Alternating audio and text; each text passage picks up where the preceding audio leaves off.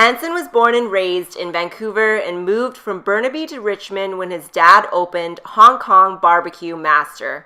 This business has been around for almost 20 years and it's a huge hit among the locals here. Hong Kong BBQ MASTER has won the Best Barbecue Shop and Most Voted Restaurant for the 9th year in a row in the Chinese Restaurant Awards. Anson studied to be a structural draftsman and worked at an engineering firm for 3 years before deciding to take part in the family business. His dream is to continue his dad's legacy, make good barbecue, and make him proud. As Richmond locals, both Jacqueline and I have grown up eating at Hong Kong BBQ MASTER, and we're so excited to speak with Anson and learn about the history of his family restaurant. Glow Radio is a podcast for sassy entrepreneurs who are in the process of quitting their much-hated day job to work for themselves full-time. You can expect weekly conversations with unapologetic creatives, business owners, and influencers. We discuss tips on how to reach your goals, manage your time, and keep your sanity while being a major boss babe. We're Jacqueline and Clara, your favorite hype women who will cheer you on and push you to create the life that you want. We're business strategists, career and life mentors, and wellness advocates.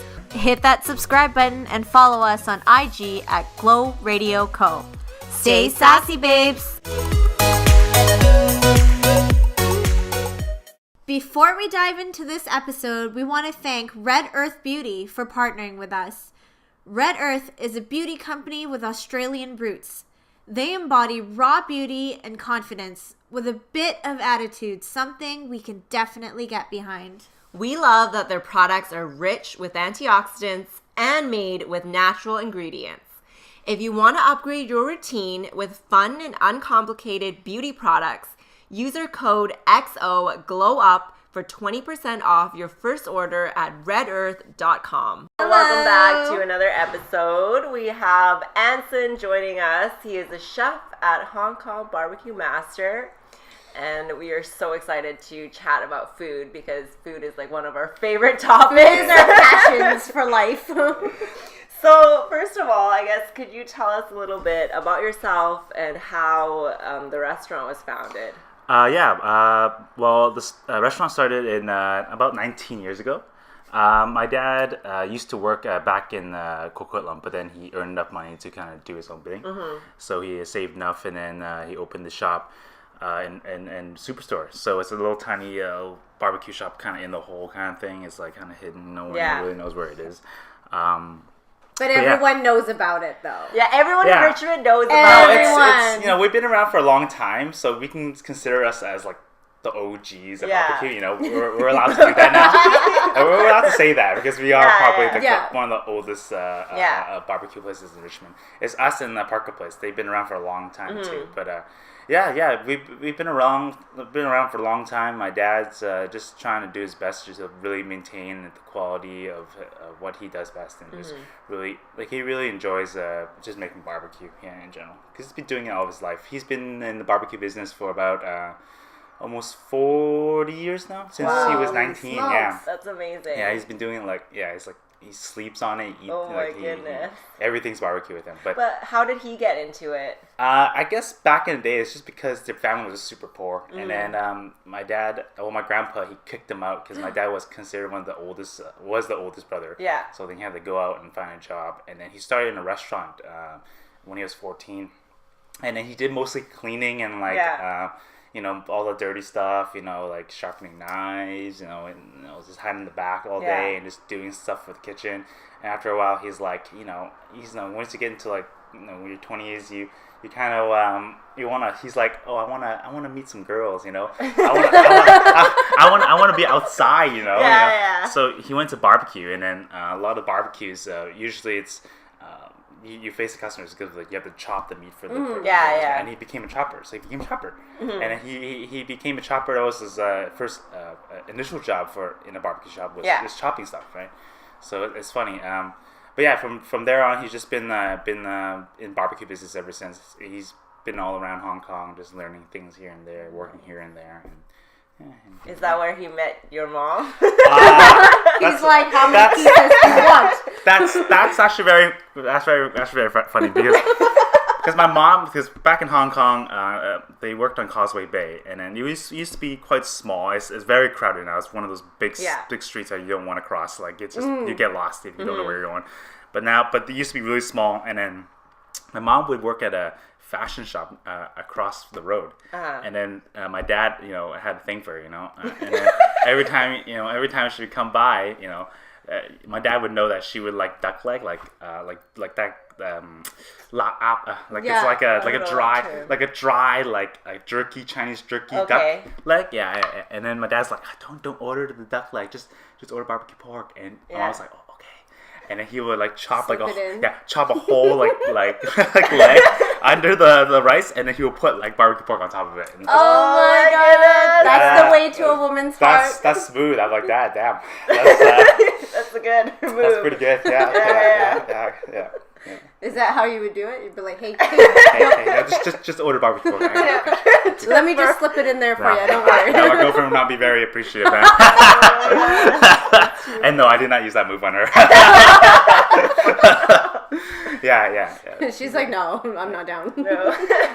So how did you learn how to cook then? Well, actually, I grew up with the place, so I've been there for 19 years, so I would make friends with all the restaurants beside us, and I would roam around because I was like 8 or 9 or something, and then I wasn't allowed to stay home by myself, so I would just be there, just kind of learning things. My dad would teach me one thing at a time, like, hey, just mix this, and then just kind of do this, and then in the end, it's kind of I kind of knew the process, but then I think I truly start learning the art of cooking barbecue when probably like 3 years ago, 3.5, 4 years ago, when I did full time.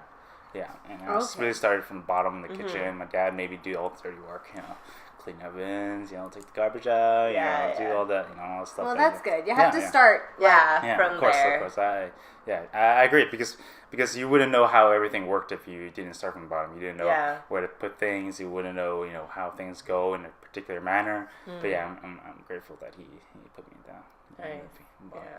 So when you started, that was right after you went to university? No, actually, I worked at a structural engineering firm for a while. I did drafting. I basically drew lines, straight lines, and then I just turned them into into shapes, right? And then you get something, right? But I was done school, and then I was at the firm for like 3 years, and then my dad asked me, he was like, "Oh, do you want to come back? Oh, do you want to come back? If you don't, I'm gonna sell the place. I'm just gonna retire." And after a couple of years, he's like, and I'm like, I grew up with the place, right? So I saw how much like energy and time, blood, sweat, and tears into this company that he put into, and I couldn't just see that happen. So I quit my job, and here I am now, the barbecue apprentice. Well, people call me the master now, but I'm not the master yet. But I'm learning. I'm still. I know everything, and I'm quite familiar with all the equipment, how everything is done properly. I'm everywhere. I'm in and out. I'm helping in the kitchen. I'm on the board. No, not master yet. Soon, very soon. So we know that Seth Rogen visited your store, and he even filmed a little skit there. Could you tell us more about that experience? Yeah, it was actually very out of the blue. The scout came by. She called me. She's like, "Hey, do you want to do a shooting or a shooting for a TV series?" I'm like, "Okay, all right, that sounds cool." What kind of? I'm like, "Okay, you want to give me more details about it?" And she's like, well, the hosts are David Chang and Seth Rogen, and I'm like, oh, okay, I'm listening. Okay. And then it started from there, and then so we met up, and then we talked for a bit, and then signed some legal documents because obviously a lot of things I'm not allowed to say, but everyone knows about it for some reasons. But because I guess I tweeted a picture of, not tweeted, I Instagrammed a picture of him and his, Seth Rogen and David Chang out. And then everyone kind of knew that they were at my shop, and they thought they were just visiting or whatever. But they shot a. It was pretty big production, for a Netflix thing. Sorry, if I didn't mention, it was a Netflix original. Okay. Is it out yet? Or? No, it's not. It's going to be out during end of this year or beginning of next year. Oh, man. Okay. You have to wait for it? Yeah. That's going to be so exciting. Yeah, no, it's super exciting, just to have these guys come down, super honored and humbled for them to try our food, yeah. Mm-hmm. It's cool. Yeah. But yeah, big production, lots of people, the crew was like 30 people. We had to feed them afterwards. It was good, but they paid. No, it doesn't matter if they paid or not. I would have given them free food. They're like, just take the money. Yeah. They're like, Netflix. They're loaded. Yeah, that's true. Our budget is so over budget. Just take the money. I'm like, okay. Give me a tip while you're at it. Yeah, but no, those guys were, Seth Rogen and David Chang, both really down to earth. They're really, really, really awesome guys. Yeah, but they smelled of a particular scent when they came in. And they had and they ate quite a bit, I must say. I was actually quite surprised. I thought they were just gonna touch some, have a few pieces here and there, but they finished everything. No, man. It was like a portion. Seth Rogen and David Chang. I can imagine they're like. Yeah, they're big guys, right? But they finished almost a good 5 people per portion, right? Wow. Yeah. Okay. Yeah. Whoa, never mind. Are they big guys? How tall are they? Oh, they're huge. Yeah. Seth Rogen's. I don't know how tall they are. He's like a 6'5", 6'6". Okay. He's like a giant, right? She lives under a rock. Yeah, so I'm just not so cultured. Honestly, I don't watch much of his movies, though. Only a few. I have no idea. I watched so many of them. Yeah, she's worth. Seth Rogen, if you're listening, I love you. Cool guy, really cool. Yeah. Have you had any other celebrities or likewise come through? I think at the beginning, when we first opened, maybe 6-7 years afterwards, my dad. A lot of the Hong Kong celebrities will come in. I couldn't name them, but some of them are they passed away. But then old school Hong Kong celebrities, okay. And they love barbecue and they come to Vancouver just to chill and just have a break or whatever, do a little bit of business and just kind of, because Vancouver's always been a chill place for a place to be compared to Hong Kong, right? Mm-hmm. But yeah, a lot of random people showing up. It's just. Sometimes you just don't know. They come in, they're famous. Okay, I don't know they're famous. And then after you serve them, and after they leave, hey, wasn't that this? What's his face? I'm like, who's he? He's like, who's he? Well, I don't want to be but yeah, sometimes you just don't know because it's so busy and really have time to, and that maybe I don't watch any of their whatever content or entertainment that they do. But yeah. What is something that you would tell someone who wants to be a chef or open a restaurant, a piece of advice? I think it's just don't worry about competition too much. I think it's mainly just focus on yourself and just really do what you can do and do it to the best of what you can do. Because I feel like in the end, it's more about the food selling itself and not really you going out there and telling people it's good. It's more about the food telling itself. Yeah. And what would you tell someone what was something that people may not know about being a chef or owning a restaurant? Hard hours. Yeah. Just really cramped. Just endless hours. People say that, you guys are busy. You make lots of money. You guys, you probably go out and have fun all the time. I'm like, no. I have a bed in the back room. I nap there. Oh, no. I work 10 hours a day, right? So after lunch, I would take a 30-minute break because I would be like that. Because the job is just very physical. Yeah. I'm just one of those people that I'm not the type of owner or chef that would kind of sit back and kind of just tell people what to do. Yeah. It's more I want to be in there. I want to be engaged. I want to be. I'm probably the biggest PR guy there, and then I'm talking to customers, right? Yeah. More interaction, just make it feel like it's more friendly, more homely, a little bit, because it is comfort food, right? And you want them to feel comfortable, right? And then, so it's quite physical and mental, obviously, because of you have to focus on what's going on. You gotta see, okay, is the food coming out okay? Is the chefs happy or the customers happy, right? Are everything running in order, right? Because when you're in a small business like this, you don't get to hire a manager to see this kind of stuff, right? You have to do everything, right? You gotta see, okay, the stocks, the supplies are coming in, okay? What supplies are we missing? Okay, we're missing this, and okay, I might have to go out and buy some of this supply, right? Yeah. Yeah. So you overlook all of that. Yeah, You're really everything. in it too. Everything. Yeah, everything. Yeah. So I know everything. So everything that's like low or high or if something's broken, you know. Yeah, that broken things. So I don't even get me started on broken things. Okay? No, it's always something, It's and it's always during a rush or something. Yes, it's always something. Yeah. It's something breaking, and you're like, "This is not the time. Like, I don't need this right now. Please, just leave me alone. Just work." You know, it's just as a small business, like a small business again. You know, if something breaks, you wouldn't hire like, you know, for example, like if like a pipe would break or they have a crack or something, you wouldn't hire a plumber to come fix it, right? Because you can fix it yourself, right? Duct tape. It's like, it's Chinese culture, right? If you can't fix it yourself, okay, then you find someone, right? It's just like, you don't just call up someone immediately. You just go in there and okay, see what's happening, and then you fix it. If it works, it works. If it doesn't, okay. It's just, you got a MacGyver something. Or you probably have like one guy that you call, I don't know, because I feel like in Asian culture, like there's they had the handyman like uncle. The seafood guy. There's probably the only things that we don't know how to fix is the fridge. Okay, I know. But everything else, my dad and I, we go hands on. We get dirty and we fix everything. Like you can call me a handyman. Like seriously, I'm just all over the place. Yeah.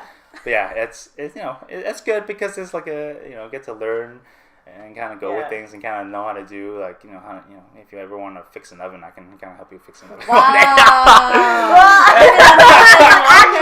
It's actually quite easy, but I like the more basic and simple ovens, obviously, not the ones you have at home or anything, because we use very like traditional like boxed style, and there's like a flame that comes down from under, and everything it's cooked according to not the temperature, but you can change the temperature and like how high or low the heat is, but then you would mostly move the meat around instead. But it's lots of people do use the same oven, but then it's more of like back in very old school, it's like a round oven. Yeah. And then you would cook things you go on top, like you open the lid, and then like 900 degrees of fire would go into your face. Oh my goodness. And then you would have to stick your whole body in, and then like to hang something on the side, and then come back out. Yeah, it's brutal. Yeah. That is a life. Yeah, but now we're like. I'd be like 90 pounds just from sweating. Yeah, it's bad. It's bad. Yeah. Oh but now that it's more modern, now you can actually open the door from the side, and actually, but you still have to stick your body in, and then hang stuff. Yeah. So it's a really deep oven then. It's honestly like probably this table length and maybe a little bit more. Yeah. Okay. Yeah. Oh my goodness, that's well, it's like if you open the door, you feel it right, but you're in there, and then you have to really. You must have really thick skin, like literally. Yeah.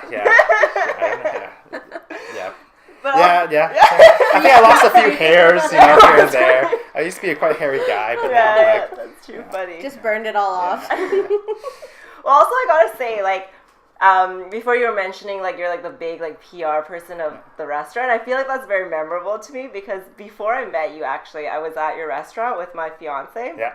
And then you were like so friendly with everyone, and then I'm like asking my fiance, I'm like, Jackie, do you know that guy? Like it seems like he's your friend, but then he was like, no, he's just like that.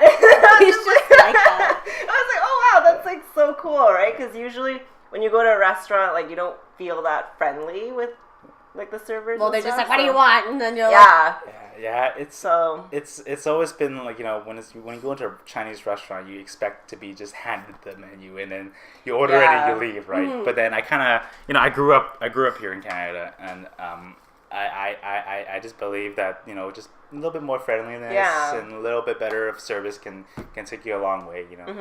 Just people, I guess people will feel a little bit more comfortable coming back. It's like, hey, I know this guy. The food is good, the environment is good, and it's like very Hong Kong style, cozy kind of thing.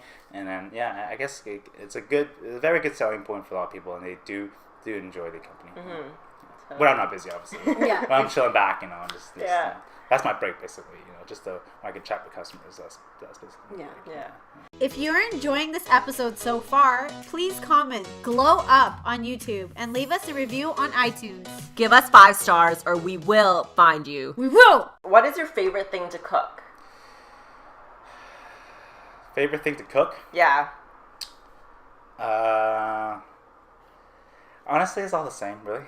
I think probably the favorite thing to cook is probably duck because it's probably the easiest. That's fair. Their favorite thing is the easiest thing. The prep work is probably the hardest for ducks, but then the cooking process is difficult, but then it's easy at the same time where you don't have to manage it as much.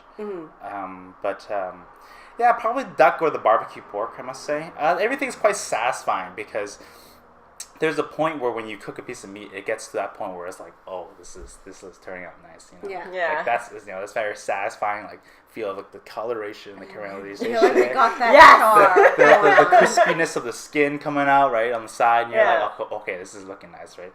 Yeah, but yeah. Duck or barbecue pork is probably my favorite. But yeah, and roasted pork is probably my least favorite because it's just a pain in the butt. Yeah, because every piece of... Oh, because that crispy skin. Yeah, it is. And every piece is different, right? And then, because some pieces are a little bit fattier, some pieces are a lot leaner. And it's how the skin cooks really depends on how fatty the piece of pork is, right? How thick the skin is, right? But yeah, it's just basically lean pork is really hard to cook. You just have to really, really know and really kind of move it around. You gotta really know your timing, or else you might burn the piece of meat. Yeah, quite easily. Yeah, what do you do with the meats that are, I guess, a little overdone? Or... We don't usually have anything too overdone, but then if it's savable, we'll try to sell it. If it's not savable, we'll just toss it. Yeah, that's not nice. Yeah. It's just, masters. It's just toss it this way. It's just that it's just that the chefs, all the chefs and all the workers, they know that my dad and I were just super anal about quality, right? Like 100%. Like they know that when we walk into the kitchen, we're asking questions, right? Like, did you mix that thing, or did you taste this, right? Did you move these chickens around, right? Because when you marinate them, you need to, and things like that, right? So we're just walking in, it's like, okay, yes. They just go, yes, we did it. I mixed it already, without even us asking it, right? It's like they know. That's good that you trained them well. Yeah. So yeah, much respects to the chefs. Yeah. They're really hardworking and honestly very dedicated to their work, and we wouldn't be here without them. Yeah. How many chefs do you have right now? Well, we only have 2 main chefs that cook. And then we have 2 other chefs that do prep work. So they do prep work the whole day. Basically, they're all working the whole day, basically. Yeah. And then two chefs cook from 7 in the morning to 6. And then the 2 prep chefs are there at maybe around 10, 11 o'clock. And they're until the end of the day. Okay. So how long does the preparation take until you actually open up the store? The prep is the whole day. It's like prepping the whole day for the next day. Oh, okay. Yeah. Then the next day you come in, get all that stuff started while the prep people would prep for the next day after. Yeah, or the day, or that day. Depends on how busy it is. Yeah, that's true. Okay. And what are some future goals that you have for the business? There's quite a bit, but then you don't want to be too dramatic with the changes, right? But obviously I want to just make it a little bit more modern. We are doing renovations soon. So maybe in a few months we'll do renovations, and then we'll make everything more modern as in just newer, right? Yeah. Things are kind of falling apart, at the shop. Tables are wobbly, the ground's slippery, the chairs are breaking, ovens are not working here and there, and just to make everything a little bit more new and just to have a better system to kind of flow with the customers and the meat. But after that, maybe I might open another shop. But then it's hard because we're all about quality, right? And it's hard to manage quality when you're not at the other place unless you train someone to look afterwards. But no one is as anal as us. Yeah. So maybe I'll just stay at the same place because I feel like people will they appreciate the drive. They don't mind driving the extra distance to get the meats. But for now it's just gonna be one single, more uniform, bigger space, and then maybe later on might not be enough space. We might move to another location and expand from there. But we'll see. Cool. Yeah, those are exciting plans. Yeah, lots of work. Yeah. Well, I'll visit. Life of a business owner. So now we're into the part of our podcast where it's a little bit more fun, random, not so many business questions. All right. So we want to get to know a little bit more of your personality. Okay, cool. So first random question is, do you like traveling? And if you do, like, what are some of the favorite places you've been? I love traveling. But I think favorite places probably. I'm not more, since I work in the restaurant business, I'm not the sightseeing type of guy. I'm more like the food sightseeing type of guy. I feel like I'm like that too when I travel. I know, it's where's the best food? Yeah, you know. Yeah. Where's the freshest, this, and then what's the best? Yeah, Asia. Oh, Which part of Asia? we're just like all of it. Yeah, it's just a lot of places, yeah. My dad's hometown is Hong Kong. I do love Hong Kong because it's very diverse, because it was colonized by the British Empire for a long time, and the food was quite influenced by them. So, me being Canadian, going there, but I grew up with Chinese food, but just going there, there's a lot of like traditional foods, but there's also a lot of new urban kind of China fusion kind of thing going on. But Hong Kong, good food. What about Macau though? Macau, not bad. She's from Macau. I'm just like, don't say anything bad about Macau. No, I'm kidding. I'm just kidding. Macau's good. I've been there, and no, they have pretty good food. Yeah, it's just different. Overall, It's definitely more different. Just also big city, but it's not the same as Hong Kong because of its diversity and how people make a living off food in Hong Kong mostly because there's so much food. Yeah. Literally, you can think of anything, you can have it there. Like you can probably find very good restaurants here if you go to certain places. But yeah, I think it's probably because I go back every year. And I just always find new things all the time, and it always surprises me to find something blows my mind. Like what? I've been here for like 20 years. Like what is this? Like Japanese cheesecake? What is this? And then they have some kind of like freshly baked Japanese cheese. They have some Japanese shops there in Hong Kong. They don't have here. Yeah. And they have like the craziest breads and like this is bread. How like my cousin's like, Anson, you gotta try this bread. This is like the best bread. Yeah. Like, you have to try this bread. I'm like, it's bread. How good can it be? It's like they add like cheese. Like I don't know what they do to it. There's some kind of like it's doughy, but it's not. It's cooked, but it's chewy. Man. It's yeah. There's drugs in there. No, but they're very creative though. Yeah. I always see pictures and I'm like, oh my god, I need to go there now. Yeah, like they do something with like black sesame and then make the bun black or whatever, and like ink it in black, and they I don't know. They just come up with the most strangest thing. It's like you wouldn't even think of it, and then they just show up. It shows up, and no one asked for it, but I'm glad it's there. I'm glad I can try it, right? Yeah.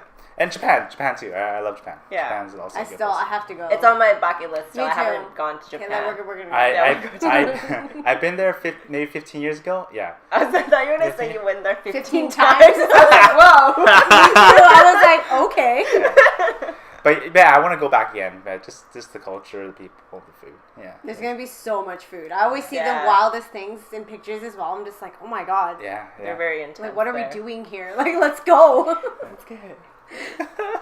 So, being a chef, you cook all day. Would you like to go home and entertain your friends with like a dinner party? Or are you more just like, I need to relax, leave me alone? Not touching anything. I'm going home. I'm relaxing. Okay. Because I cook barbecue, right? I don't cook like fine dining gourmet stuff, right? It's my job is dirty. It's greasy. It's it's hot. You're in there out. You're making food, but making that one type of food the whole entire day. But if I cook, I do cook it myself. But then it's more like I'd rather just go out. Yeah. That's so fair. what would you do to relax then? I don't just sit back and have like a cup of whiskey or something. Like a whiskey cocktail, and then go out with some friends and just chill, hang. Just that kind of thing. Nothing too dramatic. As long as you step away from the kitchen. To get away. Just to get a breather, just to talk about things. So, if you had the chance to try any other job for just a day, what would you want to try? Oh, interesting. I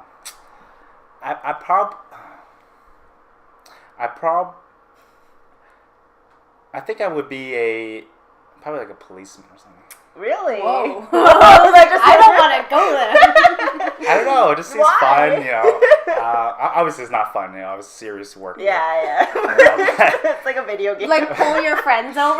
Like, hey, excuse me, you're speeding. You're speeding. I'll give you a ticket for this, you know.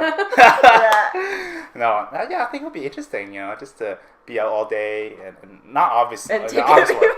I mean, just be out all day and just kind of just serving the public, you know, and just helping out how, you know, community is.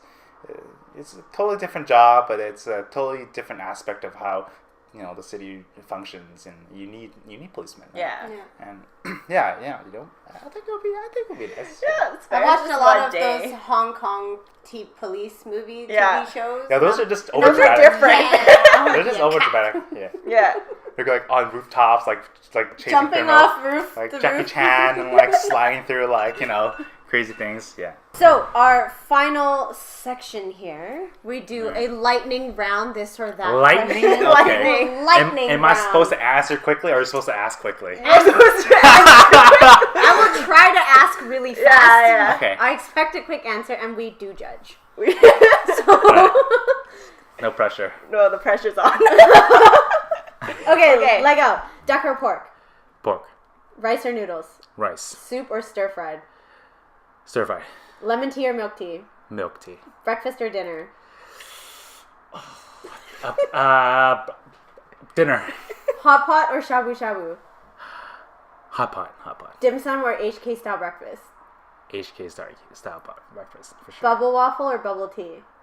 Bubble tea. Egg tart or PO-LO-BAO? PO-LO-BAO, man. No, PO-LO-YO. Like PO-LO-YO. You have to put this. Yeah, it has to be a very thick slab. Okay, it has to be very satisfying. It can't be a little thin, scrawny. It has to be a nice, cold, giant slab stick into like a hot bun with like a crispy like layer, right? Yep. And then the bun has to be like super soft. You bite into it like it melts, and then like it goes with the bun. And And like you chase it with your milk tea. tea. Oh, And then you're a yes. Chanda Gongdang on the Yeah. side. I feel so Hong Kong. This is the most Asian we've Yeah. been in I like never so speak long. Chinese. I know. No, yeah, seriously, that's good. That's good. That's the For our dream. listeners who don't know what that is, it's like a PO-LO-BAO bun is a pineapple bun. Yeah. So it's a bun with like this sweet crust on yeah. top. crust on top. And then what we do is we cut it in half, stick a thick slab of like butter in it, yeah. and then you eat it.